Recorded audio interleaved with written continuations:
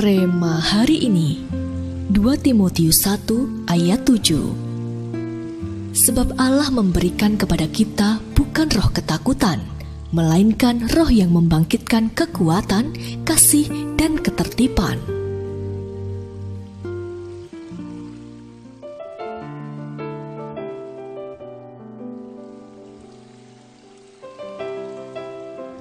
Api unggun itu hampir padam. Padahal malam itu adalah puncak acara yang dinantikan para peserta camping.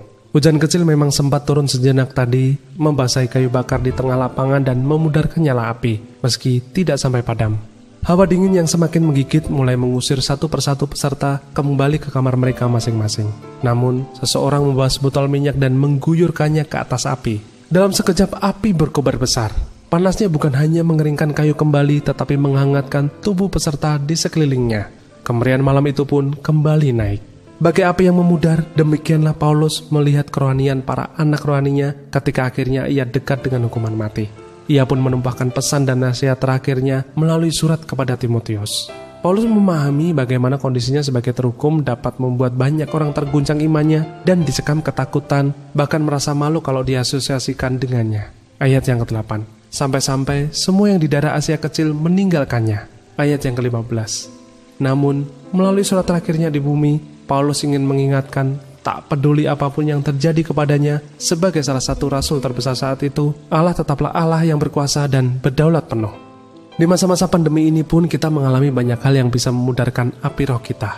Kecemasan, kekhawatiran, kekecewaan, dan ketidakberdayaan kita bisa membuat kita bertanya-tanya di mana Tuhan di tengah semua itu. Namun, seperti yang Rasul Paulus ingatkan, apapun yang terjadi, jangan ragukan hati Tuhan. Ingatlah panggilan kudus yang telah Dia percayakan kepada kita. Alihkan pandangan kita dari segala kekelaman dunia kepada terang kasih Tuhan. Maka Sang Sumber Ketahanan akan mengurapi kita dengan minyaknya dan mengembuskan kekuatan yang mengatasi semua ketakutan kita. Api dalam diri kita berkobar kembali dan kita bisa bangkit menjadi terang yang memancarkan terang harapannya pada dunia ini. Mengapa Roh Kudus dapat membangkitkan kekuatan Anda yang nyaris punah? Mengapa Anda memerlukan curahan Roh Kudus dalam hidup Anda? Bagaimana Anda bisa menantikan Roh Kudus dicurahkan atas Anda?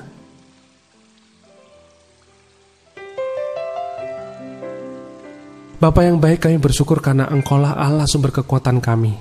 Kami percaya, apapun yang terjadi, Engkau tetap berkuasa dan berdaulat atas semua yang terjadi di hidup kami dan di dunia ini. Curahkanlah api Roh Kudus-Mu atas kami. Urapi kami dengan minyak-Mu yang kudus, agar kami boleh selalu berkobar-kobar dalam-Mu dan menjadi terang-Mu yang bercahaya di tengah kegelapan yang meliputi dunia ini. Di dalam nama Tuhan Yesus kami berdoa. Amin. Ketika Roh Kudus dicurahkan, maka kekuatan yang nyaris punah dalam diri kita pun dapat dibangkitkan kembali.